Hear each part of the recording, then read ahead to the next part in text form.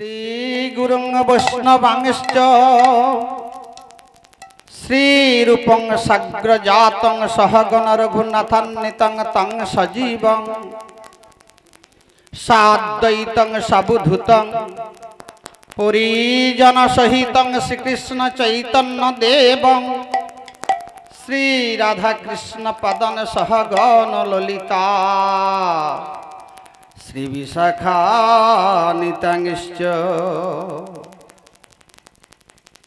वंदे अहं श्रीगुरुपादंच कृष्ण वैष्णव वंदय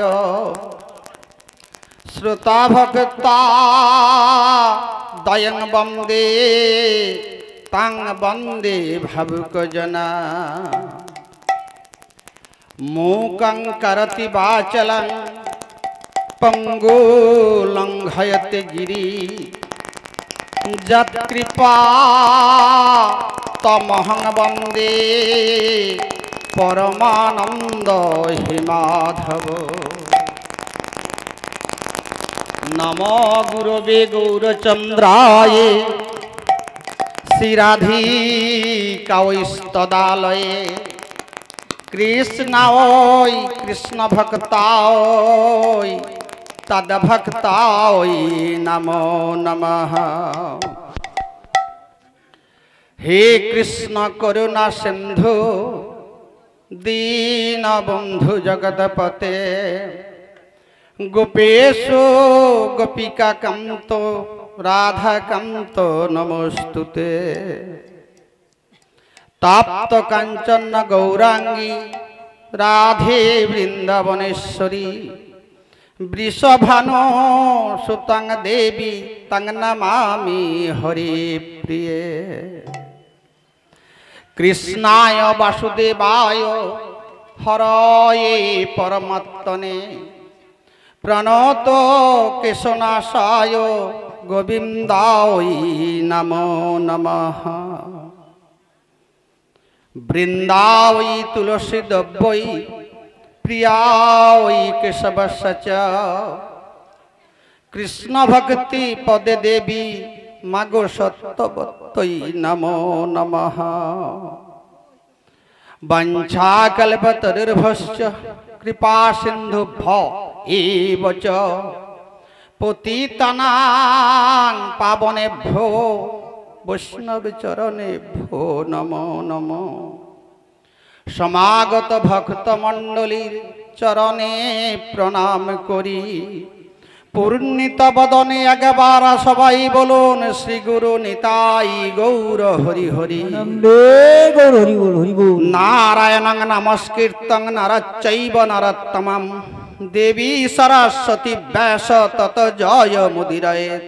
वंदे विष्णुप्रियां देवी दारिद्र्य दुःख नाशिनी क्षीरोदा पुत्र केशवाकांत विष्णुवक्ष विलासिनी। हे राम राम हे राम हे हरि गुरुर चरणे आमार असंख्य प्रणमी। शिक्षा गुरु दीक्षा गुरु गुरु जिनाराहन सबाइर चरणे आमी लइलाम शरण। हरे कृष्ण कृष्ण कृष्ण हरे हरे हरे राम राम राम हरे हरे। हरे कृष्ण कृष्ण कृष्ण हरे हरे हरे राम राम राम हरे हरे। हरे कृष्ण कृष्ण कृष्ण हरे हरे हरे राम राम राम हरे हरे। श्री निताई गौर प्रेमानंदे हरि हरि बोल हरि बोल हरि बोल। समागत हरे कृष्ण प्रेम श्रीमद् भागवत प्रेम अनुरागी भक्तबिंद एवं आमार भक्तिमती मा ओ भगिनीगण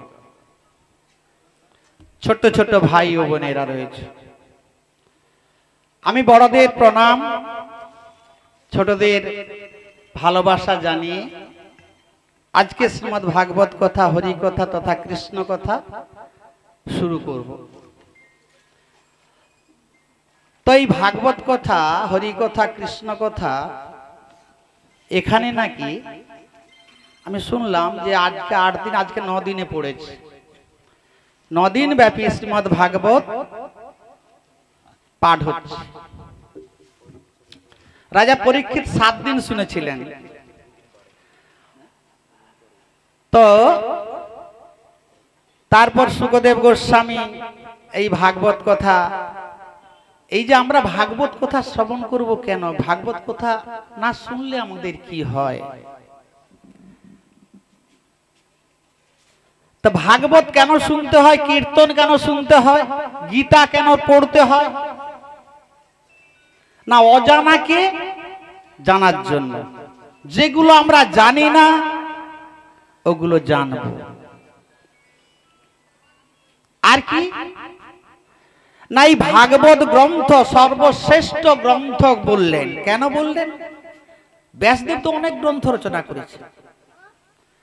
ব্যাসদেব অনেক গ্রন্থ রচনা করেছেন, তার মধ্যে শ্রেষ্ঠ গ্রন্থ ভাগবত, শ্রীমদ্ ভাগবত। যে ভাগবত শ্রবণ করলে দেহের পাপ দূরীভূত হয়ে যায়। তো আমরা কলি হতো যে বাবা, কলির মানব তো আমরা, হ্যাঁ কলির মানব। কেন? সত্য, ত্রেতা, দাপর, কলি, 4 যুগ। 4 যুগের মধ্যে আমরা কনিষ্ঠতম যুগ। 3 যুগ চলে গেছে। সত্যের শঙ্কর্ষ, ত্রেতার রাম, দাপরের কৃষ্ণ, কলির চৈতন্য মহাপ্রভু। তো চৈতন্য মহাপ্রভু কলিযুগে, চৈতন্য মহাপ্রভু কলিযুগে বললেন কলির মানবগুলো সব বোকা। কলির মানব বোকা। কেন? এরা নিজের ভালো বোঝে না, পরের ভালো বোঝে। কলির মানব জীবগণ বোকা, এরা নিজের ভালো চায় না, পরের ভালো করতে চায়। তো একজন পদকর্তা বললেন না না, ওরা শুধু বোকা নয়, ওরা তো পশুর সমান। আমরা নাকি পশুর সমান। ভক্তবৃন্দ বলছে বলে কি আমরা পশু? বললেন না গো, রেগো না, রেগো না, তোমরা রাখছো কেন? তোমাদেরকে পশু বলছি না, পশুর মতো তোমাদের আচরণ বিধিগুলো আছে। এই যে কলির মানব, আমরা পশুর মতো আচরণ বিধি পালন করছি। ষষ্ঠার শ্রেষ্ঠ জীব কি? মানুষ। ষষ্ঠার শ্রেষ্ঠ জীব মানুষ। কেন না, আমাদের বোধ শক্তি আছে, আমরা বুঝতে জানি, ভালো মন্দ বিচার করতে জানি। পশুদের এগুলো নেই, তাই ওদের পশু। আমরা মানব, মানব আমরা মানবো, কিন্তু আমরা কি মানছি বাবা? আমরা মানছি না। তাই একজন পদকর্তা বলছে কলির মানুষগুলো আর মানুষ নেই, এরা সব পশু হয়ে গেছে। উনি পশু হয়ে গিয়েছে বলে উনি একটা ছড়া বা কবিতা লিখলেন। কি বলছেন ছড়াতে বা কবিতাতে? বলছেন শুনুন মা, মন দিয়ে শুনবেন বাবা ঠাকুর। ছড়াটা হলো এই,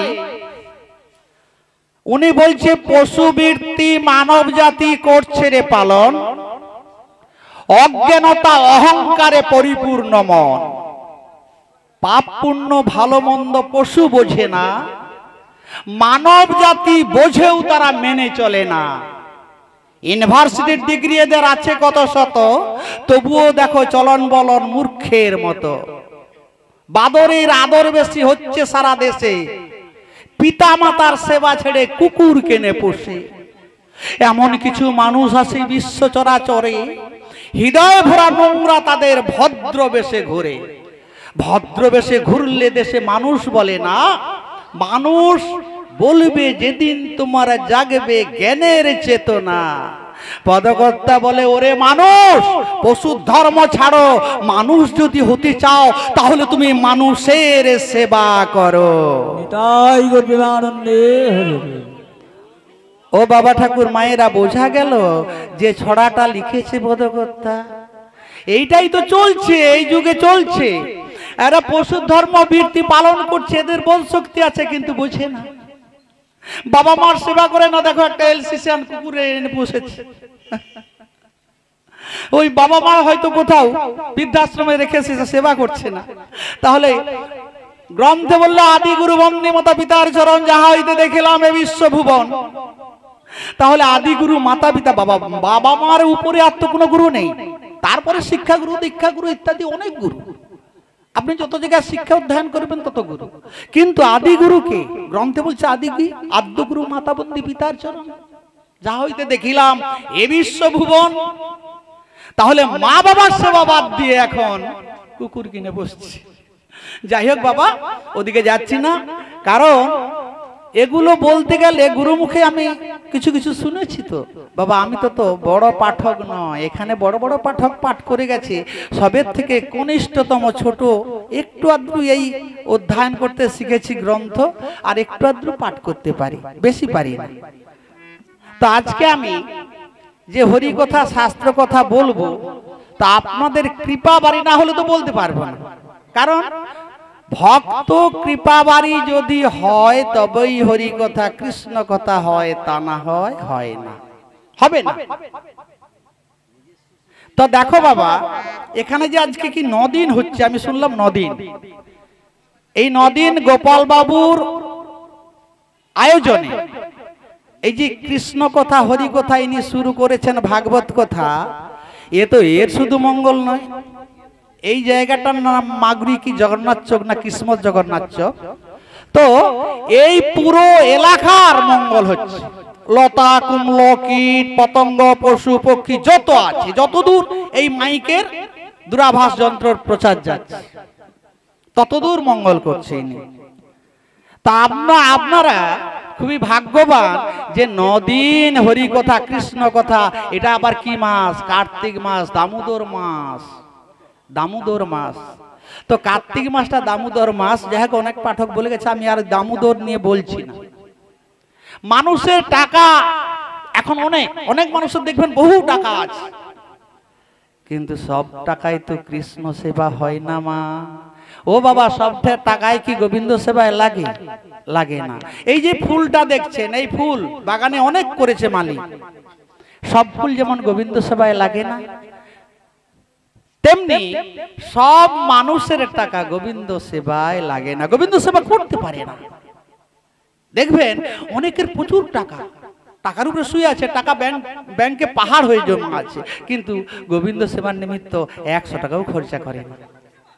আর এই যে গোপাল বাবু, একে আমি দেখছি, তো আমি হরিনাথকে দেখি, প্রায় উনি কায়িক পরিশ্রম করে, কায়িক পরিশ্রম করে তিল তিল করে টাকা জমিয়ে কি করলেন না গোবিন্দ সেবা দিচ্ছে, গোবিন্দের সেবা দিয়ে ভক্ত সেবা দিচ্ছে।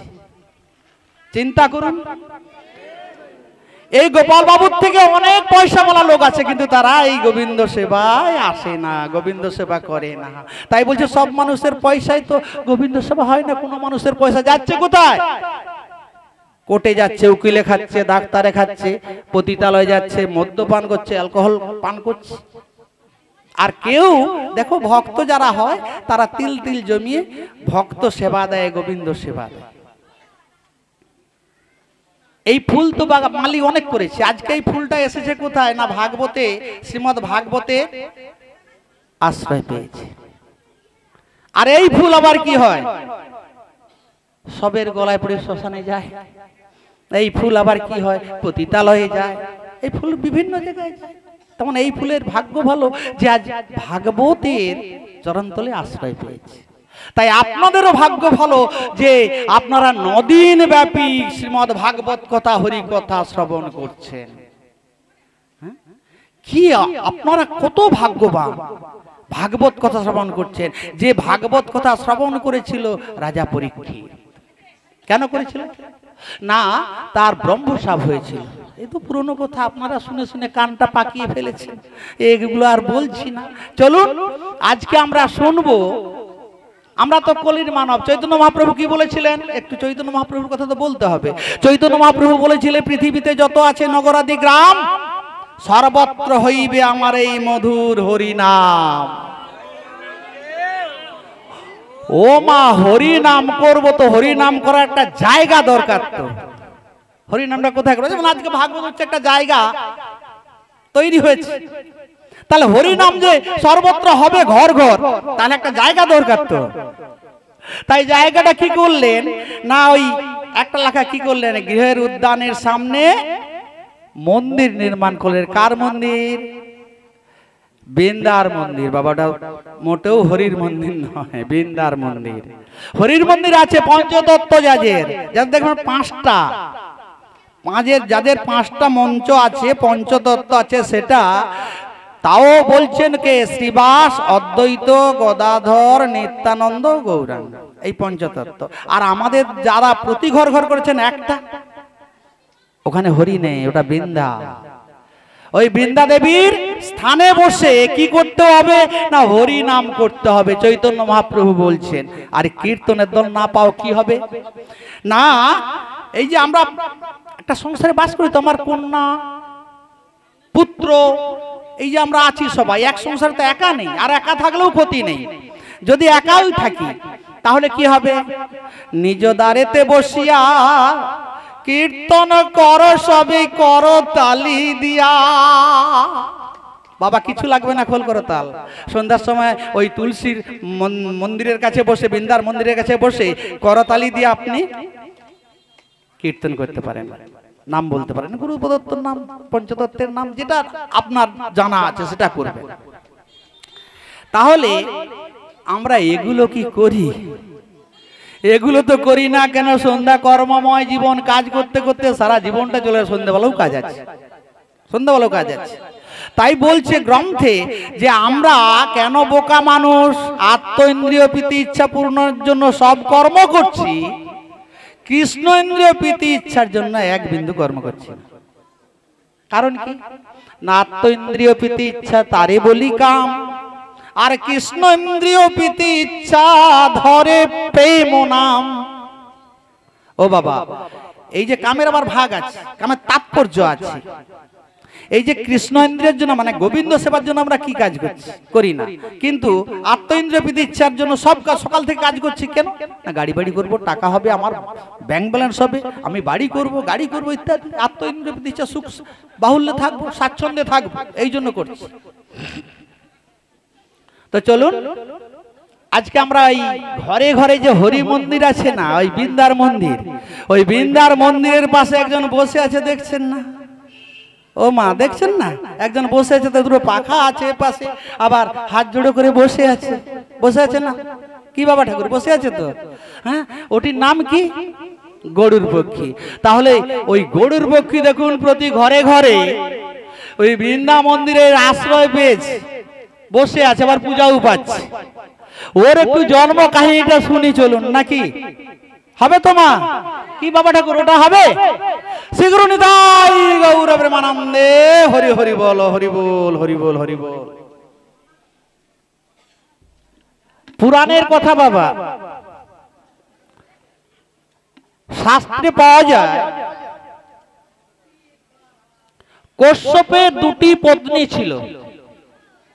কশ্যপের দুটি পত্নী, একটির নাম হচ্ছে কদ্রু, অপরটির নাম বিনতা।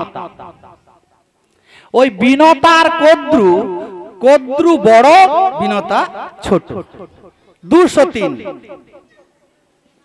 ও 203 এখন বিকেল বেলা যেমন মেয়েরা বেড়াতে যায় না, ওই কদ্রু বিনতা বিকেল বেলা বেড়াতে গেছে। কোথায় না, দেবরাজ ইন্দ্রের উদ্যানে। দেবরাজ ইন্দ্রের উদ্যানে বিনতা কদ্রু 203 বেড়াতে গেছে। তো বেড়াতে গিয়ে দূর থেকে লক্ষ্য করলেন যে একটা ঘোড়া ছুটছে। ঘোড়াটা দাঁড়িয়ে আছে। কদ্রু বলছে বিনতাকে, এই বিনতা, এই বিনতা, দেখ দেখ দেখ দেখ দেখ, কি সুন্দর একটা কালো রঙের ঘোড়া দাঁড়িয়ে আছে। বিনতা বলছে আমরা তো এসেছি ইন্দ্রের উদ্যানে, যদি ঘোড়া থাকে তাহলে ইন্দ্রের ঘোড়া হবে, কই দেখি দেখি। ও মা, বিনতা দেখলো, কই দিদি, আর এটা তো কালো রঙের নয়, এটা তো সাদা রঙের ঘোড়া। কি বললি? ও দিদি তুমি দেখো না, হয়তো সাদা রঙের ঘোড়াটা দাঁড়িয়ে আছে। বলে না রে, ওটা কালো রঙের ঘোড়া। কদ্রু বলছে কালো রঙের, বিনতা বলছে সাদা রঙের। মিনতা বলছে, ও দিদি তুমি জানো না, ওটা ইন্দ্রের উচ্চশ্রবা, ওটা সমুদ্র মন্থন কালে উঠেছিল। শুধু ঘোড়া উঠেনি, অনেক কিছু উঠেছিল বাবা। ওই রাবত, পরে তো অমৃত ভাণ্ড উঠলো। তো বলছে ওটা ইন্দ্রের উচ্চশ্রবা, ওটা শ্বেত বর্ণ, কৃষ্ণ বর্ণ নহে। বিনতা বলছে কৃষ্ণ বর্ণ নহে, ওটা শ্বেত বর্ণ। কদ্রু বলছে না না, ওটা কৃষ্ণ বর্ণ। তো ঘোড়াটা একটু দূরে আছে, ওরা একটু দূর থেকে দেখছে, বলে দেখ আমরা কেন দুলোকে কোন্দল করব, আয় আমরা পনাপনি করি, পনাপনি করি।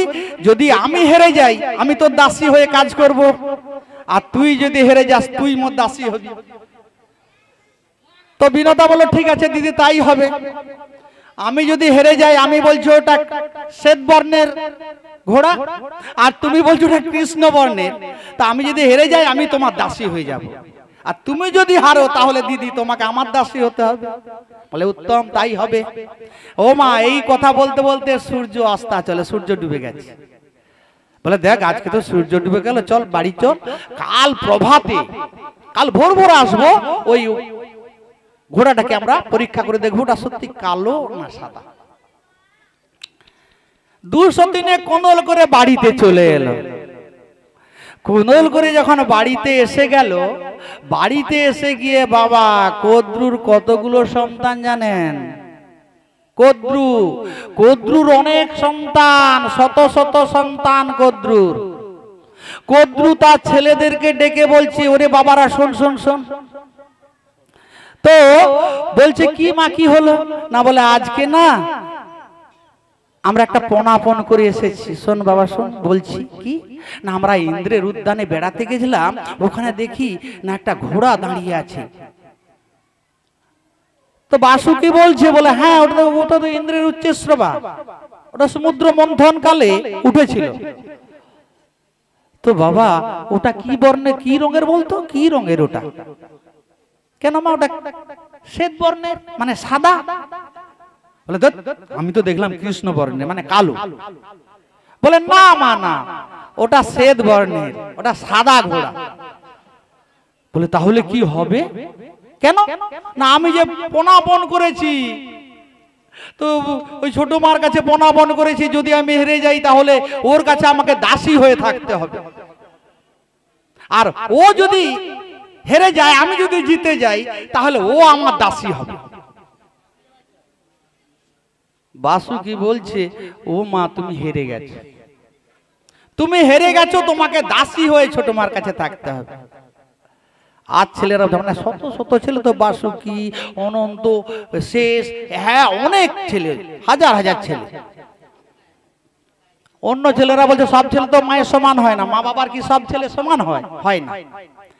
তো বলছে আর ছেলেরা বলছে না না, মা দাসী থাকবে, আমরা এত পুত্র থাকতে মাকে কোনোদিন দাসী বৃত্তি করতে দেওয়া যায়? হবে না। তাহলে কি করবি? মা তো ঠকে গেছে। ও কাল যখন সকালে গিয়ে দেখবে যে ওই ঘোড়াটা, ওই অশ্বটা শ্বেত বর্ণের, তো মা তো ঠকে যাবে। না বলে ওই শ্বেত বর্ণটাকে আমরা কৃষ্ণ বর্ণ করে দেব,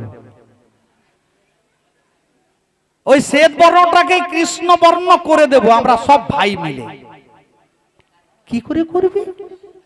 বলে কেন পারবো না? শোনো, আমাদের গায়ের বর্ণ কি? আমাদের গায়ের বর্ণটা কালো না? সাপের রংগুলো কালো, আমাদের গায়ের রং কালো। আমরা সব ভাই একসঙ্গে ছুটে যাব মার দাসিত্ব মোচনের জন্য। মা যে অপরাধ করেছে, বাসুকে বলছে তোরা যা, আমি যাবো না। কেন? মা তো ভুল করেছে, মার ভুলের জন্য আমি কেন অপরাধ করতে যাব? আমি যাব না। আর সব ভাই বলছে না, মাকে বাঁচাতে হবে, মাকে দাসী বৃত্তি করবে ছোট মার কাছে। না না, আমরা যাব। কি করবি কি না, ওই ঘোড়াটাকে অষ্টে পৃষ্ঠে আমরা জড়িয়ে ধরবো, সব ভাই চলে যাব। ওর পার খুর থেকে, পুচ্ছ থেকে এমন ভাবে জড়িয়ে ধরবো, ওই মাকে বলবো, ছোট মাকে নিয়ে গিয়ে দূর থেকে দেখাতে, দেখো দেখো ওই তো দাঁড়িয়ে আছে ইন্দ্রের উচ্চশ্রবা কৃষ্ণ বর্ণের। ও তো ঘোড়ার বর্ণটা দেখতে পাবে না, শ্বেত বর্ণটা দেখতে হবে না, শ্বেত বর্ণটা ঢাকা দিয়ে আমাদের গায়ের রংটা দেখতে হবে কালো বর্ণ, কৃষ্ণ বর্ণ। তো এই বলে সব ছেলেরা যুক্তি করলো তার মাকে বাঁচাবার জন্য অসতের আশ্রয় নিল। অসতের আশ্রয় নেবে যুক্তি করে ফেলেছে। তো বিনতার তখন ছেলে হয় না, বিনতার ছেলে হয় না। বিনতা দুটো ডিম প্রসব করেছে, সেগুলোকে কলসির মধ্যে রেখেছে, প্রস্ফুটিত হয় না। ওই ডিমটা কোথা থেকে এসেছে বলবো আমি। তো প্রভাত হয়ে গেছে। প্রভাত যখন হয়ে গেছে, ওই কদ্রু বিনতাকে ডাকছে, কই রে ও বিনতা, কোথায় গেলি? আয় আয় আয়, চল আমরা যাই, ওই ইন্দ্রের উদ্যানে যাই, ঘোড়াটাকে পরীক্ষা করে আসি। এই বলে বিনতার কদ্রু 203-এ চললো কোথায়? ইন্দ্রের উদ্যানে ঘোড়াটাকে পরীক্ষা করতে। কি বর্ণের ঘোড়া! তো বিনতা কদ্রু যাওয়ার আগে ওই সাপেরা সব, মানে কদ্রুর ছেলেরা সব চলে গেছে। আগে গিয়ে ঘোড়াটাকে আষ্টে পিষ্টে একেবারে বেঁধে দিয়েছে। দূর থেকে কদ্রু বিনতাকে বলছে, ওই দেখ দেখ দেখ, ওই তো ঘোড়াটা দাঁড়িয়ে আছে। কি রঙের রে? কালো রঙের না? বিনতা বলে, হ্যাঁ দিদি, এটা তো কালো রঙের দেখছি, কিন্তু এটা তো সাদা হওয়ার কথা ছিল, এটা কালো রং এলো কোথার থেকে?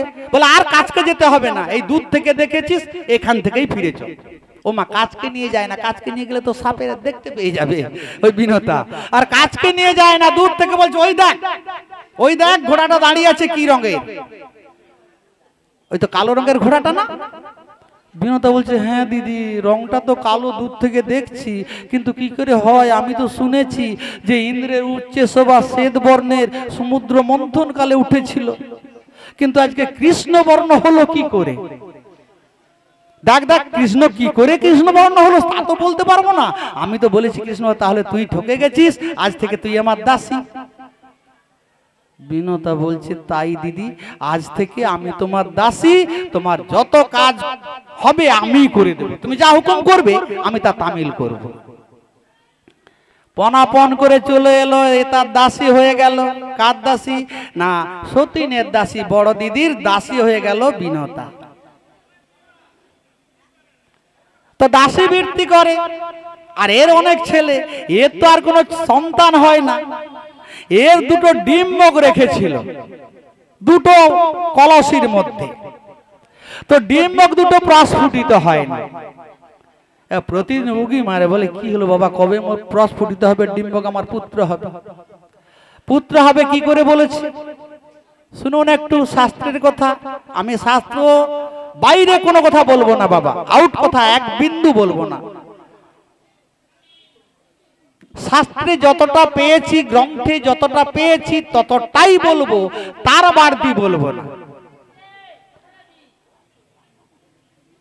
স্বর্গে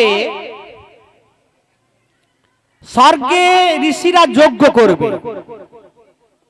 এই যে যজ্ঞ হয় বাবা, যজ্ঞ কারা করতো? ঋষিরা যজ্ঞ করতো। যজ্ঞ কোন যুগে? ত্রেতা যুগের যজ্ঞ।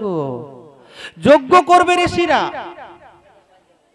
সমস্ত দেবতারা সহযোগিতা করছে যাতে যজ্ঞটা সুসম্পন্ন হয়, দেবরাজ ইন্দ্রের আদেশ।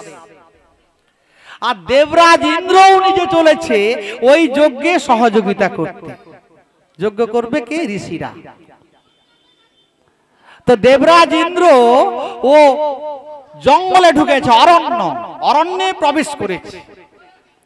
অরণ্যে প্রবেশ করে কিছু শুকনো কাষ্ঠ চয়ন করেছে, শুকনো কাঠ। শুকনো কাঠ কি লাগে না? যজ্ঞে লাগে না? হোম করলে যজ্ঞে ওই হোমে শুকনো কাঠ দিতে হয় না? তাই বলছে ওই ইন্দ্র কি করেছে, শুকনো কাঠ কিছু সংগ্রহ করেছে।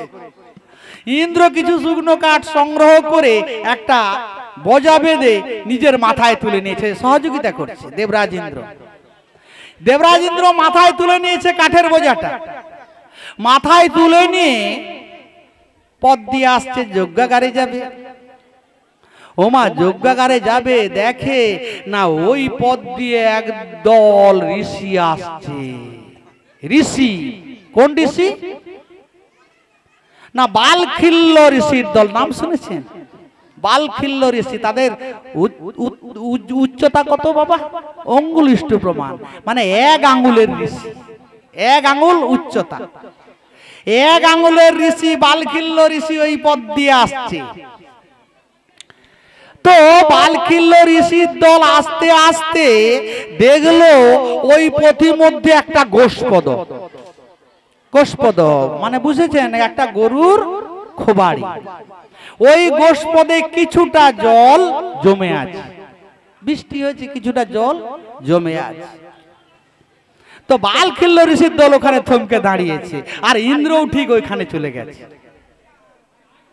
ইন্দ্র দেখে মনে মনে উপহাস্য করছে, বলে বাবা এরা খুব তেজভুজ ঋষি, মানে খুব তেজি ঋষি। বালখিল্য ঋষি খুব তেজি ঋষি, এরা আবার থমকে দাঁড়ালো কেন? কেন দাঁড়ালো না, ওই গোষ্পদের জলটা দেখে। গোষ্পদের জল দেখে ঋষির দল দাঁড়িয়ে গেল, পেরোতে পারছে না।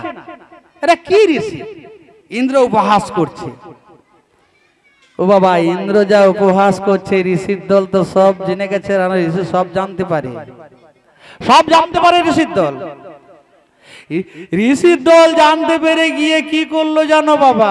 ওই ইন্দ্রকে শায়েস্তা দেওয়ার জন্য, জব্দ করার জন্য তারা আর ওই গোবিন্দ দর্শনে গেল না। ওখানে ইন্দ্রের জন্য বলছে আমরা দ্বিতীয় ইন্দ্র সৃজন করব, এখানে আমরা যজ্ঞ করব, যজ্ঞ করে দ্বিতীয় ইন্দ্র সৃজন করব। ওই ইন্দ্রকে সিংহাসন থেকে নামিয়ে দেব, আর আমরা যে ইন্দ্র সৃজন করব এই ইন্দ্রকে ওই সিংহাসনে বসিয়ে দেব। ওই ইন্দ্রকে আর রাখবো না। কেন না, ওর অভিমান হয়েছে, ও আমাদেরকে থেকে উপহাস করতে পারে। এত কি সাহস ইন্দ্রের? স্বর্গের রাজা বলে না, ওকে রাজা রাখবো না, ওকে আমরা সিংহাসন থেকে টেনে নামিয়ে দেব। ওই বালখিল্যর দল ঋষি যজ্ঞ আরম্ভ করেছে সেই গোষ্পদের কাছে। যজ্ঞ চলছে, ওমা যখন যজ্ঞ চলছে ইন্দ্রের ভয়ে আর থাকতে পারছে না। ইন্দ্র বলে আমার সিংহাসন তো চলে যাবে, রাজত্ব চলে যাবে, তাহলে কি হবে? ব্রহ্মার কাছে গেল, ব্রহ্মলোকে ব্রহ্মার কাছে গিয়ে বলছে আমাকে রক্ষা করো। ব্রহ্মা বললো কি হলো না, আমি তো যজ্ঞের জন্য সহায়তা করতে গেলাম, কাঠের বোঝা, শুকনো কাঠের বোঝা মাথায় আছে, আমি আসছিলাম ওই পথ দিয়ে, বালখিল্য ঋষির দল আসছিল, ওই গোষ্পদের জল দেখে ওরা দাঁড়িয়ে গেছে, তাই আমি একটু উপহাস করেছিলাম, এটা আমার অপরাধ। ও তুমি ঋষিকে অবজ্ঞা করেছো, তোমার অপরাধ সামান্য। আমি তো যজ্ঞটা বন্ধ করতে হবে, কিন্তু আমি তো পারবো না যজ্ঞ বন্ধ করতে গেলে। তাহলে কি হবে? নাহলে যার নামে যজ্ঞ করছে তাকে ডাকে। বাবা এই যে ঋষি মুনি এরা যজ্ঞ করে, যাগ করে, কার নামে করে? কার নামে করে বাবা ঠাকুর? না, যজ্ঞেশ্বর যিনি স্বয়ং অনাদির আদি গোবিন্দ, তার নামে যজ্ঞ করে। তো তাকে যাও, তার কাছে যাও, বৈকুণ্ঠে যাও, গোবিন্দের কাছে কি বলে? গোবিন্দের কাছে বৈকুণ্ঠে গেল দেবরাজ ইন্দ্র। গোবিন্দ বলছে না না, আমার ভক্তরা, আমার ঋষিরা যজ্ঞ করছে, আমি সেখানে যাব না। আমি যাব ওই যখন পূর্ণাহুতি দিবে তখন যাব, তার আগে যাব না। আমি যজ্ঞ বন্ধ করতে পারবো না। আরে যজ্ঞটা তো আমি চালু করেছি, আমি কি বলবো যজ্ঞ বন্ধ করো? তাহলে আর যজ্ঞ হবে? আর কেউ যজ্ঞ করবে? করবে না তো, তা আমি বন্ধ করতে পারবো না। দেবরাজ ইন্দ্র বলছে তাহলে কি হবে? ওরা দ্বিতীয় ইন্দ্র সৃজন করবে, যজ্ঞ করছে, তাহলে আমি যাব কোথায়? না হলে চলে যাও, একজন পারে যজ্ঞ বন্ধ করতে। কে? না, কশ্যপ মুনি। কশ্যপের কাছে যাও, ও বন্ধ করতে পারে ওই বালখিল্য ঋষির যজ্ঞ। ইন্দ্র আর বিলম্ব করলেন না, দ্রুত গতিতে চলে গেল কোথায়? কশ্যপের কাছে। কশ্যপের কাছে গিয়ে বলছে হে ঋষিবর, আমাকে দয়া করুন, আমাকে কৃপা করুন। আরে কি হলো, উঠো উঠো, তুমি ইন্দ্র, দেবরাজ ইন্দ্র, তুমি এত ভেঙে পড়ছো কেন? কি হয়েছে তোমার, বলো। না বলে আমি ওই বালখিল্য ঋষির দলকে দেখে উপহাস করেছিলাম, তাই ওরা যজ্ঞ করছে নাকি আমার মতো একজন ইন্দ্র সৃজন করবে, আমাকে ওই সিংহাসনে রাখবে না, ওই সিংহাসনকে নামিয়ে ওই ইন্দ্রকে ওই সিংহাসনে স্থাপন করবে। কি করতে হবে আমাকে? না, তোমাকে যজ্ঞটা বন্ধ করতে হবে। আচ্ছা আচ্ছা, দেখছি আমি কি করতে পারি, যাচ্ছি। কশ্যপ এলো কোথায়? না, যেখানে বালখিল্য দল ঋষিরা যজ্ঞ করছে সেই গোষ্পদের কাছে। এসে বলছে তোমরা ঋষি যজ্ঞ করছো কেন? না, আমরা দ্বিতীয় ইন্দ্র সৃজন করবো, ওই ইন্দ্রকে আর রাখবো না, ওই ইন্দ্রকে আর স্বর্গের রাজ্যে রাখবো না, ওকে সিংহাসন থেকে নামিয়ে আমরা এই যজ্ঞ থেকে যে ইন্দ্র সৃজন করব, এই ইন্দ্রকে ওই সিংহাসনে অধিষ্ঠিত করব। বলছে আরে দাঁড়াও দাঁড়াও দাঁড়াও, তোমরা ঋষি, তোমাদের এত রাগ কেন? হ্যাঁ, আরে তোমরা ঋষি, তোমাদের এত রাগ হবে কেন? কেন তোমাদের রাগ এত? অহংকার এত কেন? অহংকার পতনের কারণ। শোনো শোনো শোনো, তোমরা যজ্ঞটা বন্ধ করে দাও, যজ্ঞটা বন্ধ করে দাও। বলে আত্মযজ্ঞ বন্ধ হবে না কেন? না যজ্ঞের সুফল এসে গিয়েছে। ও মা, এখন যে যজ্ঞ হয় তার সুফল দেখাতে পারে? এই এখন বলে না, ওই ধরুন আমার বাবা মারা গেছে, বলে এই চতুষ্পাদ যাগ লাগিয়ে দিচ্ছে, চতুষ্পাদ যাগ, এই এত ঘি লাগবে, যজ্ঞ করতে হবে, যাগ করতে হবে, পুরোহিত ভাস দিচ্ছে। তো যজ্ঞ করলে যজ্ঞের সুফল তৎকালীন যুগে ঋষিরা দেখাতো বাবা, গ্রন্থে পাই। পুত্রেষ্টি যজ্ঞ করলে, পুত্রেষ্টি যজ্ঞে ওই যজ্ঞের চরু খাওয়ালে ও রানী গর্ভবতী হবেই হবে, বিন্দু মাত্র ভুল নেই।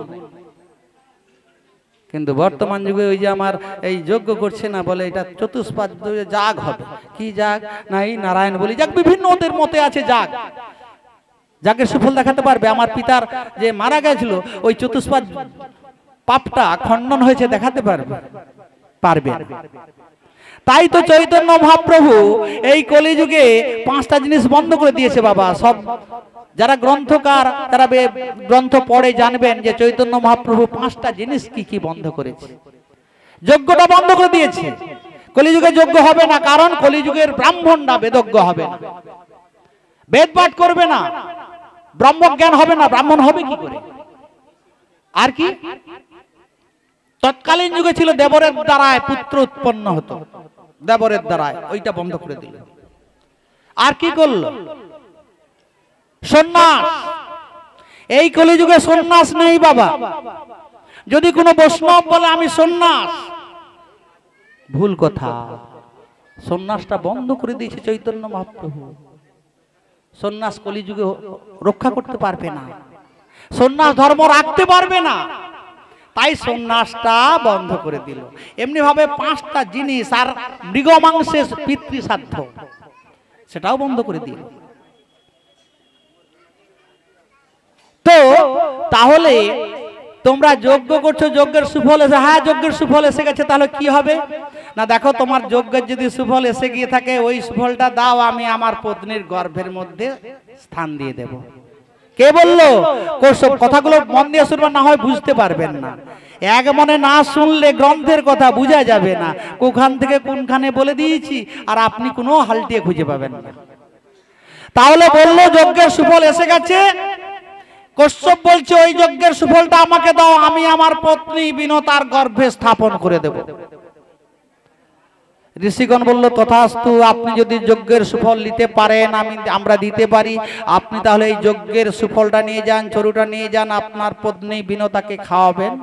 আপনার পত্নীর গর্ভে কিন্তু যে সন্তান জন্মগ্রহণ করবে, সে দেবরাজ ইন্দ্রের মতো শক্তিশালী হয়ে যাবে। কশ্যপ তাই করেছিল মা। তার পত্নী বিনতাকে ওই যজ্ঞের চরু খাইয়েছিল। কার যজ্ঞ? না বালখিল্য ঋষিদের যজ্ঞের চরু খাইয়েছিল। তো বিনতার গর্ভ যখন হলো, গর্ভের পর প্রসব করলো বাবা, সন্তান জন্মগ্রহণ করেনি বিনতার গর্ভ থেকে। বিনতা দুটো ডিম্বক প্রসব করেছিল, 2টা ডিম প্রসব যখন করেছে, আকাশে দৈববাণী হলো, যে ডিম্বক দুটো তুমি প্রসব করেছো, একে ঘৃতপূর্ণ কুম্ভে প্রবেশ করিয়ে রাখো, এ আপনা হতে প্রস্ফুটিত হবে, সেই দিন তোমার সন্তান তুমি দেখতে পাবে। তাই বিনতা করেছিল, ঘৃতপূর্ণ কুম্ভের মধ্যে, কলসের মধ্যে রেখেছে, আর দেখতে যায় কবে বাচ্চা হবে, কবে ফুটবে, কবে ফুটবে। বাবা ডিম তো ফুটেনি, ডিম প্রস্ফুটিত হয় না। আর দাসী বৃত্তি করতে করতে ওই বিনতার অন্তরে জেগে উঠেছে, যদি আমার একটা ছেলে থাকতো, তাহলে আমার কষ্ট কিছুটা কমতো। এই বলে একটা কলসি থেকে একটা ডিমকে তুলে নিয়েছে। একটা ডিমকে তুলে তাকে মাটিতে আছাড় মেরেছে, বলে দেখ কবে বাচ্চা হবে, বাচ্চা হবে, আকাশে দৈব মানে হলো, দেখি এই ডিমের ভেতর কে আছে। ওমা ডিমটাকে যা মাঠে আজরে দিয়েছে, ডিমটা ফেটে গিয়ে একটা লোহিত বর্ণ বাচ্চা বের হয়ে গেছে। লোহিত বর্ণ বাচ্চা, শিশু কাঁপছে, থরথর করছে। ওই লোহিত বর্ণ বাচ্চা তখন বলছে, ও মা তুমি কি করলে মাগো, মাগো তুমি আমায় অকালে নষ্ট করে দিলে, আমি তো হওয়ার সময় হয়নি মা, আমার কোন পূর্ণাঙ্গ দেহ হয় না, কি করব আমি, থাকতে পারছি না, থরথর কম্পন হচ্ছে।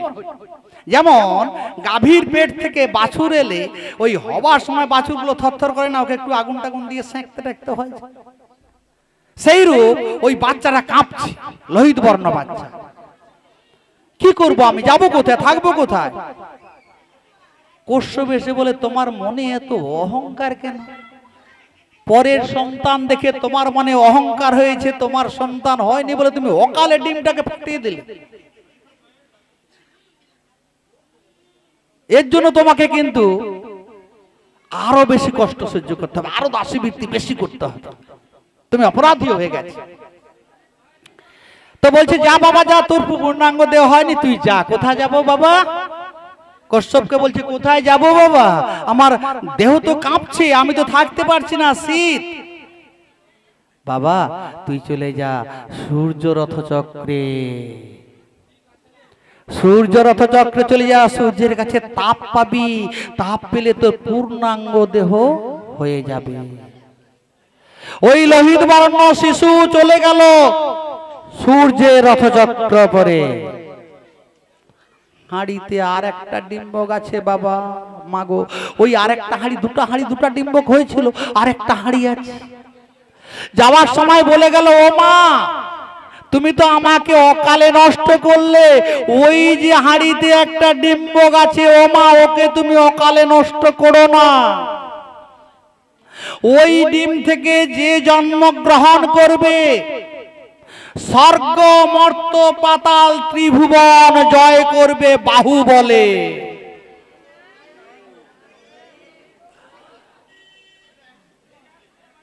এই কথা বলে ও চলে গেল সূর্য রথচক্র পরে। আর বিনতা কদ্রু দাসী বৃত্তি করতে করতে কিছু কাল চলে গেল। একদিন দেখে ও মা ওই কলসির ভিতর থেকে ডিমটা প্রস্ফুটিত হয়ে গেছে। প্রস্ফুটিত হয়ে গিয়ে একটা পক্ষী রূপ ছেলে জন্মগ্রহণ করেছে। ও মা জন্মগ্রহণ করে ওই হাঁড়ি থেকে, হাঁড়ির ভেতর থেকে, কলসির ভেতর থেকে বের হয়ে তার মাথাটা গগন চুম্বিত হতে যাচ্ছে, দেহটা বাড়তে বাড়তে গগনে লেগে যাচ্ছে, এত বৃহৎ দেহ হচ্ছে। বিনতা হাত জোড় করে বলছে, ওরে বাবা বাবা এ কি আমি দেখছি রে, তোর এত বড় দেহ কেন, তোর মস্তক যেন গগন চুম্বিত হতে যাচ্ছে।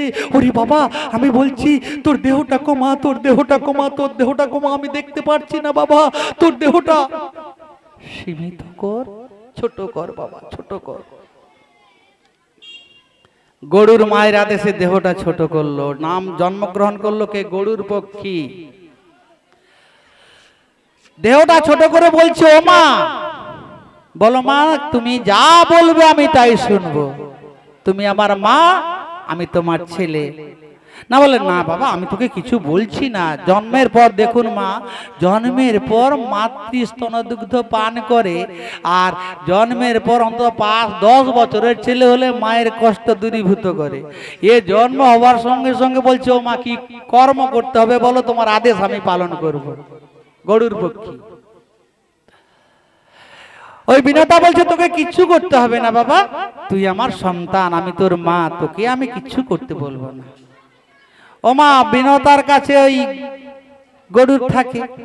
ও মা গরুরের যে পাখা আছে আর খুব শক্তিশালী, তাই দেখে কদ্রুর পুত্রেরা মানে সাপেরা বলছে ওই গরুরকে, বলছে এই গরুর শোন, ও উড়তে পারে তো, পাখা মিলে উড়তে পারে, বলে চল আমাদেরকে কাঁধে চড়া, এই কাঁধে চড়িয়ে চল আমরা পর্বতে যাব। সেই পর্বত থেকে বলছে আর ওই পর্বতে যাব। এমনি ভাবে পর্বতে পর্বতে ভাইদেরকে নিয়ে বহন করাচ্ছে সাপেরা। একদিন গরুর তার মাকে বলছে, ও মা, তুমি তো কিছু কাজ করাও না মাকে, কিন্তু দাদা, বইমাত্র দাদা, মানে কদ্রুর ছেলে তো দাদা সম্পর্ক হয়, একটা সম্পর্ক হয় তো আমাদের, দাদা আমাকে তো খাটায় কেন গো? না কি করেছে? না আমাকে বলছে এই কাঁধে নেই, সবাই কাঁধে চেপে পড়লো, কাঁধে নিয়ে এ পর্বত ও পর্বত সে পর্বত, আমাকে নিয়ে ছুটতে হয়, পাখা ভর দিয়ে উড়ে যেতে হয়, এত খাটতে হবে কেন মা? বিনোদা তখন বলছে খুব ধীরে ধীরে, বাবা ওরা যে কদ্রুর সন্তান। কদ্রু মানে বড় মা তো? বলে হ্যাঁ বড় মার সন্তান। সন্তান তো কি হয়েছে? বলে ওরে বাবা, আমি তোর বড় মার দাসী, আমি তোর বড় মার দাসী, আর তুই দাসী পুত্র, তাই আমি যদি তোর বড় মার কাজ করি তাহলে তোকেও তো কাজ করতে হবে তার ছেলের, তাই তোকে খাটাচ্ছে। তো বলছে কি জানো বাবা, বলছে ওই গরুর পক্ষী বলছে তার মাকে, বিনোদাকে, বলো মা কি দিলে ওই দাসিত্ব থেকে তোমাকে মুক্ত করবে? মায়ের দাসিত্ব মোচন করব, কি দিলে ওই বড় মাকে তোমাকে দাসী আর রাখবে না, মুক্ত করে দেবে? বলে আমি কি করে বলবো, তুই যা তোর বড় মার কাছে জিজ্ঞাসা কর। এই বলে বড় মার কাছে গেছে, বলছে ও বড় মা শোনো শোনো, আরে আমার মা কি তোমার দাসী বলে শুনছি, তাই দাদা আমাকে এত খাটায়, তো বলো তো আমার মা তো তোমার দাসী হবে না, আমার মাকে মুক্তি দেবে, কি বস্তু দিলে তুমি আমার মাকে দাসিত্ব থেকে মুক্ত করে দেবে, আমার মা আর দাসীর বৃত্তি করবে না? বলে আমি যেটা চাইবো তুই দিতে পারি? বলে হ্যাঁ তুমি যা চাইবে দিতে পারবো, কারণ ও তো ক্ষমতা আছে, স্বর্গমর্ত পাতাল জয় করতে পারে। কি চাই বলো তোমার বড় মা, তুমি যা চাইবে তোমার তাই দেবো, কিন্তু আমার মাকে মুক্ত করে দিতে হবে, আমি থাকতে আমার মা দাসী বৃত্তি করবে তা হয় না। আমি তো জানি না এতদিন, আজকে যখন জানতে পেরেছি আমার মা দাসী, আমি দাসিত্ব থেকে আমার মাকে মুক্ত করবই করব। বলে আমি যেটা চাইবো তুই দিতে পারবি তো? বলে হ্যাঁ আমি দেবো, বলো না তুমি কি চাও, বলো তুমি যা চাইবে আমি তাই দেবো, বলো কি চাই তুমি? না বলে আমি কি চাই জানিস, তোর মাকে আমি দাসিত্ব থেকে মুক্ত দিতে পারি, তুই যদি স্বর্গ থেকে আমাকে সুধা ভাণ্ড এনে দিতে পারিস। ও মা, ও বাবা ঠাকুর কি বললো? না তুই যদি স্বর্গ থেকে সুধা ভাণ্ড এনে দিতে পারিস তাহলে তোর মাকে আমি দাসিত্ব থেকে মুক্ত করে দেব। ও বাবা, সুধা ভাণ্ড উঠেছিল কবে? না সমুদ্র মন্থন করেছিল দেবতা অসুর, দেবতা অসুরে সমুদ্র মন্থন করে সুধা ভাণ্ড উঠেছিল, আর ওই সুধা পান করেছিল কারা? দেবতারা, অসুরেরা পায় না। যারা পান করেছিল তারা অমর, আর যারা পান করে না তারা তো অমর না। তাই কদ্রু মনে মনে চিন্তা করলো, ও যদি সুধা ভাণ্ড এনে দেয় আমার ছেলেদের পান করিয়ে দেব, আমার ছেলেরা আর কোনোদিন মরবে না, অমর হয়ে যাবে। তো এই কথা বলে বলছে কি রে, পারবি পারবি দিতে সুধা ভাণ্ড এনে দিতে স্বর্গ থেকে? তাহলে তোর মাকে আমি দাসিত্ব থেকে মুক্ত করে দেব, কোনো ভুল নাই। গরুর বলছে ঠিক আছে বড় মা, তুমি অপেক্ষা করো, আমি স্বর্গ থেকে তোমাকে সুধা ভাণ্ড এনে দেব। তো স্বর্গ থেকে সুধা ভাণ্ড এনে দেব, আমার মাকে কিন্তু মুক্ত করে দিতে হবে। বলে হ্যাঁ আমি কথা দিচ্ছি, তোর মাকে আমি দাসিত্ব থেকে মুক্ত করে দেব। মাকে এসে বলছে, ও মা, বড় মা বলেছে কি জানো? বড় মা বলেছে আমি যদি স্বর্গ থেকে সুধা ভাণ্ড এনে দিই তাহলে তোমাকে মুক্ত করে দেবে, আর তুমি দাসী বৃত্তি করতে হবে না তোমাকে। ও বাবা, তুই কি পারবি নাকি? ওটা কোনোদিনই সম্ভব হবে না, কারণ সুধা ভাণ্ড আছে স্বর্গে দেবতাদের কাছে, আর তুই সেখান থেকে সুধা ভাণ্ডটা আনবি কি করে? কেন মা, তুমি আমাকে আশীর্বাদ করো, ও স্বর্গে থাকুক আর মর্তে থাকুক, নরকে থাকুক, গোলকে থাকুক, যেখানে থাকুক না কেন, আমি সুধা ভাণ্ড তোমার জন্য আনবই আনবো, তোমাকে দাসিত্ব থেকে মুক্ত করার জন্য আমি সুধা ভাণ্ড নিয়ে আসবই। তো যা বাবা, যদি পারিস আমি আশীর্বাদ করছি, তুই তো জয় জয়কার হোক, তুই সুধা ভাণ্ড নিয়ে মর্তধামে ফিরে আয়। গরু যাত্রা করলেন কোথায়? স্বর্গে দেবরাজ ইন্দ্রের রাজসভায়। কারণ কোথায় সুধা ভাণ্ড আছে জানে না তো গরুর। ইন্দ্রের রাজসভায় গিয়ে বলছে, দেবরাজ ইন্দ্রকে বলছে, দাও আমাকে সুধা ভাণ্ড দাও, গরবে বলছে বুক ফুলিয়ে। ইন্দ্র বলে, কি রে, একটা পাখি তো দুটা ডাং আছে, তোর এত সাহস হয় কি করে আমার রাজসভার মধ্যে প্রবেশ করে, আবার তুই আমাকে চোখ রাঙিয়ে বলছিস যে আমাকে সুধা ভাণ্ড দাও, তো সাহসটা হয় কি করে? বলে, হ্যাঁ আমার সাহস আছে, তুমি যদি পারো তো তাহলে আমার সাথে যুদ্ধ করো, যুদ্ধে পরাস্ত করে তোমার কাছ থেকে সুধা ভাণ্ডটা নিয়ে যাবে। ইন্দ্র বলে, এর অহংকারটা কম নয়, একটা পাখি, তার আবার এত গরব, সে নাকি যুদ্ধ করে। দেবরাজ ইন্দ্রের কত সৈন্য সামন্ত আছে, আবার বজ্র আছে, যেটা বেত্রাসুরের ই দিয়ে হাড় দিয়ে তৈরি হয়েছে, তো তার সঙ্গে নাকি যুদ্ধ করবে। পাখির সাহস দেখো। হ্যাঁ, তো বলছে না পিপিলিকা পক্ষ বাঁধে মরিবার তরে, এছাড়া পাখিটা মরবার ফান গলায় বাঁধছে। বলছে, হ্যাঁ তুই যুদ্ধ করবি? বলে, হ্যাঁ যুদ্ধ করবো, সুধা না পেলে আমি যুদ্ধ করব। বলে, তাহলে লে যুদ্ধ কর, আমি এখন যাব না, আমার ওই সৈন্যরা আছে না, ওদের সঙ্গে যুদ্ধ কর। কার্তিককে ডাকলো। বাবা দেব সেনাপতি, এই যে কার্তিক মাস আসছে বা পূজা হবে, কত কার্তিকের? বলে, ওরে বাচ্চা হয়নি, পূজা হবে। তো ওই দেব সেনাপতি কার্তিককে বলে, কার্তিক যাও, ওই পাখির একটা এমন সাহসকে শিক্ষা দিয়েছে। দেব সেনাপতি কার্তিক সৈন্য সামন্ত নিয়ে যুদ্ধ করতে গেল গরুরের সঙ্গে। ও মা, গরুরের পাখা শাটের সামনে, ঠোঁটের নখের আঘাতের সামনে কোনো সৈন্য আর দাঁড়াতে পারছে না, রক্তারক্তি করে সব ক্ষত বিক্ষত করে দিয়েছে। কার্তিক এসে বলছে, আর পারছি না, যুদ্ধে আমরা পরাস্ত। দেবরাজ নিজে ইন্দ্র বেরিয়েছে, দেবরাজ ইন্দ্র যুদ্ধ করবে, একদম যুদ্ধের সাজে এসে যুদ্ধ করতে লাগছে। যুদ্ধ করতে করতে দেবরাজ ইন্দ্রকে একেবারে নখের ঠোকর দিয়ে, ঠোঁট দিয়ে ঠোকর দিয়ে নখের আঘাতে জর্জরিত করে দিয়েছে। দেবরাজ ইন্দ্র বলে, সালা পাখির কম নয় তো, একেবারে বজ্র নিক্ষেপ করি। বজ্র একটা বান, একটা তীর, বজ্র বান। বলে, একে যদি বজ্র বান নিক্ষেপ করি তাহলে বজ্র কোনোদিন ফেল করবে না, এর মৃত্যু হয়ে যাবে। এই বলে বজ্র নিক্ষেপ করেছে বজ্রবানটা। তখন গরুর বলছে যে, আরে বজ্রবান তো ফিরে যাবে না, ও প্রাণ হত্যা করে ফিরে যাবে। তাই গরু নিজে কি করেছে, নিজের ঠোঁট দিয়ে একটা পাগনা ছিঁড়ে নিয়েছে। পাগনা ছিঁড়ে নিয়ে ওই যে বজ্রবানটা আসছে ওতে দিয়ে দিয়েছে, আর বজ্রবান ফিরে চলে গেছে। যখন ফিরে চলে গেছে, ইন্দ্র দেখছে আমার বজ্রবানও ফেল হয়ে গেল। ইন্দ্র পরাজয় স্বীকার করে একেবারে বলছে, তখন করজোড়ো করেছে গরুরের কাছে।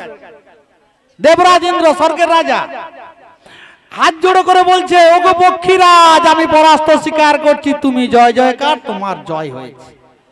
তো শোনো পক্ষীরাজ, আমার কাছে তো নেই। কি বলছো? বলে, আমার কাছে সুধা ভাণ্ড নেই। আর তুমি তাহলে এতক্ষণ বলনি কেন? যুদ্ধ মিছামিছি করলাম, সুধা ভাণ্ড তাহলে আছে কোথায়? বলে, সুধা ভাণ্ড আমার কাছে থাকে নাকি? সুধা ভাণ্ড আছে কোথায়? না, যাও গোলকে, বৈকুণ্ঠে চলে যাও, বৈকুণ্ঠে গোবিন্দের কাছে পাবে সুধা ভাণ্ড। গরুর বলে, তাহলে গোবিন্দের কাছে আছে সুধা ভাণ্ড? বলে, হ্যাঁ গোবিন্দের কাছে আছে। তো গরুর আর বিলম্ব করলো না, মা ওই দেবরাজ ইন্দ্রের কাছ থেকে বিদায় নিয়ে চলে গেল বৈকুণ্ঠে গোবিন্দের কাছে। গোবিন্দের কাছে গিয়ে বলছে, হে গোবিন্দ, তুমি নাকি ভগবান, তুমি নাকি ভগবান, তুমি নাকি নারায়ণ, তুমি নাকি দেবতা, তুমি যাই হোক না কেন, আমাকে এসেছি, আমাকে সুধা ভাণ্ডটা দিয়ে দাও। আমি ভগবান ভগবান যাই হোক, আমাকে সুধা ভাণ্ডটা দিয়ে দাও। বলে, দাঁড়া দাঁড়া দাঁড়া দাঁড়া দাঁড়া, কি রে? ও গরুর, তুই এসেছিস, আচ্ছা আচ্ছা আচ্ছা, তোর কি চাই? সুধা। আরে গরুর, এ সুধা তো মর্তধামে যাবে না। হরে কৃষ্ণ, এ সুধা মর্তধামে যাবে না। বলে, যাবে না? যদি সুধা ভাণ্ড না নিয়ে যাই তাহলে আমার মা তো মুক্তি পাবে না। আমি এই কথা দিয়েছি আমার মাকে মুক্তি করব, জননী জন্ম ভবিষ্য স্বর্গাদ পিগরিয়সি। হ্যাঁ, আমি আমার মাকে কথা দিয়ে এসেছি আমি স্বর্গ থেকে সুধা নিয়ে যাব, সুধা ভাণ্ড আমায় দিতে হবে। বলে না, সুধা ভাণ্ড তো দেব না। আর এই সুধার জন্য কত যুদ্ধ হয়েছে জানিস? দেবতা অসুরে। আমি মোহিনী মায়া সৃষ্টি করে সুধা ভাণ্ড রেখেছি, নাই তো দেবতা অসুরের কি ক্ষমতা ছিল? অসুরা তো সুধা ভাণ্ড নিয়ে চলে যেত, সুধা ভাণ্ড দেব না। তখন গরুর বলছে, ওগো ভগবান, তুমি নাকি ভগবান নারায়ণ, তুমি যদি না সুধা ভাণ্ড দাও তাহলে ভগবান হও যাই হও, তোমার সঙ্গে আমি সংগ্রাম করব, যুদ্ধ করব। যুদ্ধ করে ওই ভগবানকে পরাস্ত করে আমি সুধা ভাণ্ডটা নিয়ে যাব। নারায়ণ বলছে, ঠিক আছে তাই হবে।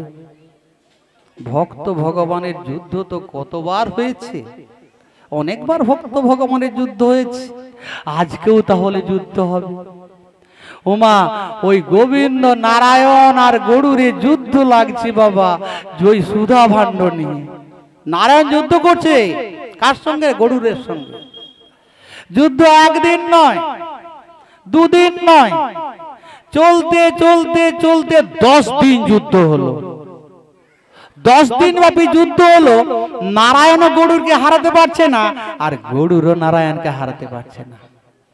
দুই লোক সমকক্ষ। নারায়ণ তখন বলছে, নারায়ণ তো অনেক ছল চাতুরি জানে, তাই নারায়ণ বলছে, ও পক্ষীরাজ শোনো শোনো শোনো, যুদ্ধ বন্ধ করো।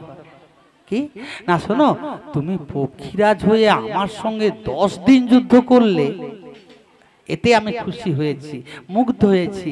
শোনো, আমি তোমায় একটা বর দেব, তুমি বরটা নিয়ে নাও আর যুদ্ধ করো না। গরুর বলে, বাহ বাহ বাহ, তুমি আমাকে যুদ্ধে হারাতে পারলে না, হ্যাঁ, তাহলে আমি তোমার কাছে বরটা নেব কেন? তুমি আমি যদি সমকক্ষ হই, আমি তোমাকে বর দেব, তুমি বর নাও। বাবা ঠাকুর শুনবেন কথাগুলো। কৃষ্ণ আমার নারায়ণ বলছে গরুরকে, আমি তোমাকে বর দেব না। গরুর বলছে, না, তুমি আমাকে পরাস্ত করতে পারো না যুদ্ধে, আমি কেন তোমার কাছে বর দেব? আমি বর দেব, তুমি নাও। বর কাকে দেবে? ভগবানকে, কৃষ্ণকে, নারায়ণকে বর দেবে কে? পাখি। গরুর পক্ষে বলছে, আমি তোমায় বর দেব। নারায়ণ বলছে, এটাই তো আমি চাই, দাও দাও, তুমি আমাকে বর দাও। পক্ষীরাজকে বলছে, ও পক্ষীরাজ, তাহলে তুমি আমাকে বর দেবে? বলে, হ্যাঁ, আমি তোমায় বর দেব। বলে, পক্ষীরাজ, তাহলে তুমি, আমি বর প্রার্থনা করি তোমার কাছে, তুমি আমাকে বর দেবে? বলে, হ্যাঁ, প্রার্থনা করুন, আপনি ভগবান, আপনি বর প্রার্থনা করুন, আমি আপনাকে বর দেব। নারায়ণ বলছে, ও পক্ষীরাজ, আমি তোমার কাছে এই বর চাই, আজ থেকে ও পক্ষীরাজ তুমি আমার বাহন হয়ে যাও। ও মা, বাবা ঠাকুর, আমার নারায়ণ কি বরটা চাইলো পক্ষীরাজের কাছে? না, পক্ষীরাজকে বলছে, আজ থেকে গরুর পক্ষী তুমি আমার বাহন হয়ে যাও। বাহন মানে কি? বহন করে নিয়ে যাবে, গরুর নারায়ণকে বহন করে নিয়ে যাবে, বাহন। গরুর বলছে, তথাস্তু, আজ থেকে আপনার আমি বাহন হয়ে গেলাম। গোবিন্দ বলছে, ও পক্ষীরাজ, তুমি যে আমার কাছে বর নেবে না? তুমি তো আমাকে বরটা দিয়ে দিলে, আমার কাছে বর নেবে না? বলে, হ্যাঁ, বর তো নেব। বলে, প্রার্থনা করো, তুমি কি বর চাও, আমি তোমায় বর দেব। গরুর করজোড় করে বসেছে, আর তুমি ভগবান, তুমি আমাকে বর দাও, আমি যেন তোমার উপরে থাকতে পারি। ও মা, বাবা ঠাকুর কি বললে? ওই গরুর বলছে, হে ভগবান, তুমি আমাকে বর দাও, আমি যেন তোমার উপরে থাকতে পারি। নারায়ণ বললেন, তথাস্তু, তুই আমার উপরে থাকবি। কি করে হবে মা? আগে তো গরুর বর দিয়ে দিয়েছে, বাহন হয়ে গেছে নারায়ণের। বাহন মানে কি? ওই নারায়ণ তো ওর উপরে চাপবে। তাহলে নারায়ণের উপরে গরুর থাকবে কি করে? কি গো বাবা, আগে তো বরটা দিয়ে দিয়েছে, ও তার বাহন হবে। গরুর বলছে আমাকে বর দাও, আমি যেন তোমার উপরে থাকতে পারি। নারায়ণ বলছে তথাস্তু, আমি বর দিলাম, তুই আমার উপরে থাকবি। গরুর বলছে কি করে হবে প্রভু, তুমি তো আমার উপরে চাপবে, আমি তোমার বাহন, তাহলে আমি তোমার উপরে থাকবো কি করে? তুমি আমায় বরটা ভুল দিয়ে দিলে, মিছামিছি। বলছে না রে না, আমি কোনোদিন ভুল মিছামিছি বর দিই না। শোন, তুই তো আমার বাহন, আমি তোর উপর চাপবো, কিন্তু আমার একটা রথ আছে। রথ, আগেকার যুগে বাবা রথ হয়ে যুদ্ধ হতো। আমার একটা রথ আছে, সেই রথে ধ্বজ পতাকা আছে। ধ্বজ পতাকায় তোর একটা প্রতিচ্ছবি রেখে দেব। যে প্রতিচ্ছবিটার নাম হবে, সেই রথটার নাম হবে তোর নামে গরুর ধ্বজ রথ। হরে কৃষ্ণ। বাবা ঠাকুর যদি না বুঝতে পারেন বলবেন, মায়েরা আমি বুঝিয়ে দেব। বলছে ওই ধ্বজ পতাকায় তোর ছবিটা থাকবে। ওই পতাকা যখন আমি রথে বসবো, তখন তুই আমার উপরে থাকবি। থাকবে না? ও তো ছবিটা থাকবে। তাহলে গরুর, আমি তো বর তোকে মিছামিছি দিই না, তাহলে আজ থেকে তুই বাহন হলি? বলে হ্যাঁ, আজ থেকে বাহন। তাহলে আমার মা যে দাসী বৃত্তি করছে, ওই দাসী বৃত্তিটা মোচনের জন্য আমি স্বর্গকে এসেছি। ও গোবিন্দ, আমাকে সুধা ভাণ্ডটা দাও, আমি সুধা ভাণ্ডটা নিয়ে যাই, নিয়ে গিয়ে আমার মায়ের দাসিত্বটা মোচন করি। নারায়ণ বলছে ওরে শোন, তুই তো আমার বাহন, তো এই সুধা ভাণ্ড মর্তের জন্য নয়। কারণ মর্তের মানব যায় মরতে, বাঁচতে না। আমরা যে এসেছি সব মরবার জন্য এসেছি, বাঁচার জন্য আসিনি। তো এরা যদি সুধা পান করে তাহলে তো অমর হয়ে যাবে, মরবে না কেউ। তাহলে কি হবে প্রভু? মায়ে কি আমার দাসী বৃত্তি করবে? আমি মাকে কথা দিয়েছি যে ওর দাসিত্ব থেকে মোচন করব। সুধা ভাণ্ড না দিলে বড় মা তো দাসিত্ব মোচন করবে না। নারায়ণ বলছে উপায় আছে। কি উপায়? না দাও, তোমার মায়ের দাসিত্ব মোচন, তুমি যখন আমার বাহন, তোমার মা দাসিত্ব মোচন যাতে হয় সেই ব্যবস্থা আমি করে দেব। কি করবেন? বড় মা বলছে সুধা ভাণ্ড না দিলে দাসিত্ব থেকে মোচন করবে না। বলে সুধাই দেব, তবে একটু কৌশল করে দেব। কি কৌশল? দাঁড়াও। দেবরাজ ইন্দ্রকে আহ্বান করছে। কোথায় দেবরাজ ইন্দ্র? তুমি ছুটে এসো। দেবরাজ ইন্দ্র গোবিন্দের ডাকে ছুটে চলে এলো বৈকুণ্ঠে। এসে দেখে না বৈকুণ্ঠে গরুর। ও মা, গরুর ওকে যুদ্ধে পরাস্ত করেছিল, ভয়ে থরথর করছে ইন্দ্র। নারায়ণ বলছে দাঁড়া দাঁড়া, তুমি ভয়ে থরথর করছো কেন? এই পাখি পক্ষীরাজকে দেখে। আরে কার ভয় করো না, এ এখন মোর বাহন। এই গরুর পক্ষী এখন মোর বাহন, ওকে ভয় করো না। শোনো, তোমাকে একটা আমি কাজের জন্য ডেকেছি। দেবরাজ ইন্দ্র বলছে কি কাজ? না শোনো, এর মা দাসী বৃত্তি করছে বড় মার কাছে। মায়ের দাসিত্ব মোচনের জন্য সুধা ভাণ্ড নিয়ে যাবে, তো তোমাকে এর সঙ্গে যেতে হবে। ইন্দ্র বলে যাবো কেন? বলে জানো, এ সুধা ভাণ্ডটা নিয়ে যাবে, নিয়ে গিয়ে ওর মাকে, বড় মাকে দেবে, তুমি মায়া বলে হরণ করে আনবে, এই জন্য তোমাকে যেতে হবে। বলে না না, ওর সঙ্গে আমি যাব না। কেন? বলে ও রাস্তায় যেতে যেতে আবার নখ দিয়ে আমাকে ঠোকর মারে, ওর সঙ্গে যুদ্ধ করেছিলাম, ও যদি আবার শত্রুতা ভাবে আবার আমাকে আক্রমণ করে, আমি ওর সঙ্গে যাব না।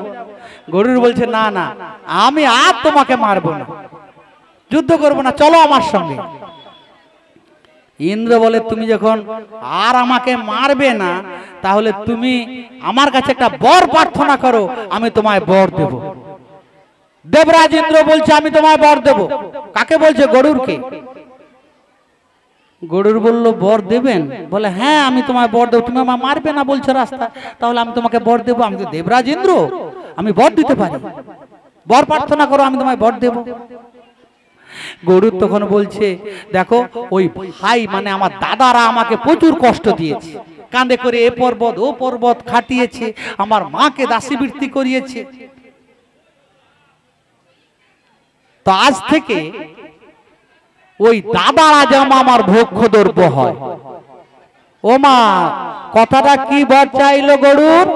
ওই দাদারা যেন আজ থেকে আমার ভক্ষ দ্রব্য হয়, মানে খাদ্য বস্তু হয়।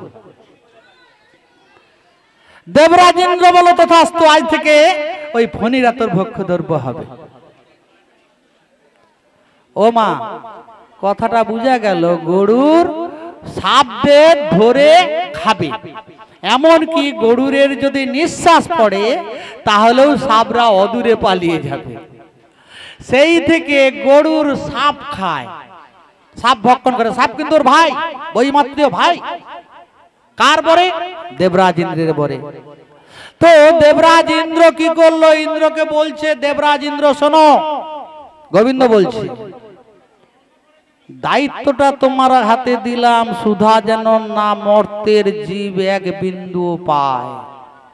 তুমি সুধা যেমন আমি দিচ্ছি গরুরের হাতে, তুমি পূর্ণ সুধা নিয়ে আসবে, এক বিন্দু যেন নাও কেউ পেতে পারে সুধা।